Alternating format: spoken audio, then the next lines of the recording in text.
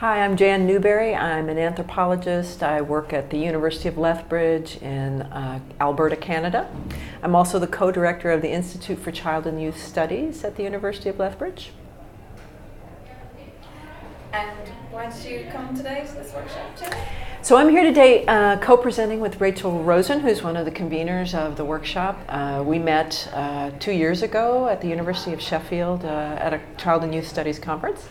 And we started talking about early childhood education and care. We both were very interested in this. She had experience working in Canada and the UK, and my field work is based in Indonesia on the island of Java.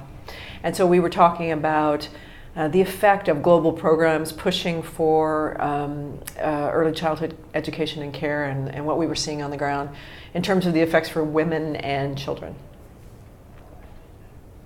Great, and can you say a little bit about your paper? We knew we wanted to talk about early childhood education and care, and we both come at this from different perspectives. I've been doing this a little bit longer. My early work was really about domestic labor and women's role in domestic labor as organized by the state in Indonesia. Rachel's much more firmly established in the sociology of childhood, so she comes at it from that perspective and deeply engaged with the literature now. And so there was a moment when we realized that people were talking about social reproduction again, from my perspective, because I used to talk about it.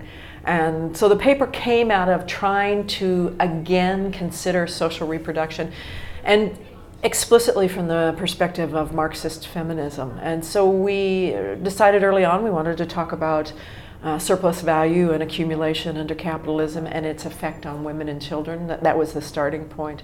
As we talked about it, we each brought something a little different. I was very interested in the idea of species being, the idea that from Marx that we make ourselves as humans through our labor. When we labor, that's what creates humanity, in fact, and also is the source and the site of creativity and freedom.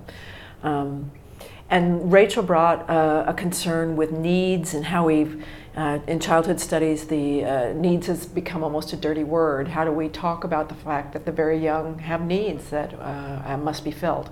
And Rachel again was very interested in the idea of stratification in social reproduction and how you see that distributed globally and the different effects. So the paper ultimately came to use appropriation of surplus value and temporal differences to talk about when you see surplus value appropriated from people quickly, so when children are forced to work for wage labor, versus places where children are in school and they delay the need to contribute wage labor as they are involved in longer term social reproduction.